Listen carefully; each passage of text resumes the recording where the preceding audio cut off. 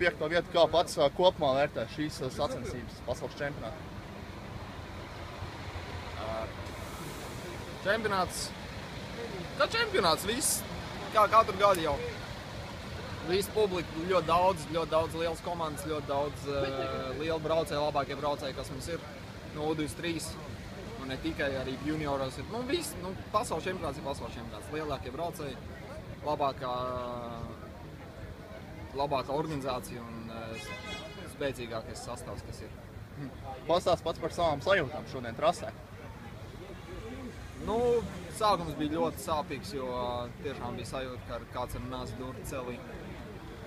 Neizturams sāpes, bet laikam iesila cēlas un pretējais un zāles palīdzēja. Un līdz ar to es tomēr iebraucot apļos vairs nebija tāda sajūta, ka jākāpt nost un beigās izturēju līdz galam. Tiešām esmu priecīgs, ka vispār aizbraucu līdz galam.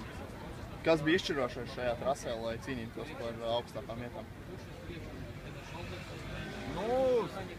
Ja apstākļu sakritība būtu nedaudz citādāk bijusi, es varētu cīnīties par medaļu noteikti. Jo tomēr mēs arī atbraucām par 3. vietu. Man bija tāda krampa kājās kā nekad, līdz ar to sprints man bija kāds bija un 5. vietas tomēr esmu ļoti apmierināts. Un cik tavā karjerā pašam tas ir nozīmīgs šis lielais panākums? Tas jau vairāk priekš sevis, priekš sirsnības. Protams, arī es ceru, ka kāds ievēros to, kādu labāku, lielāku komandu. Un, redzēs.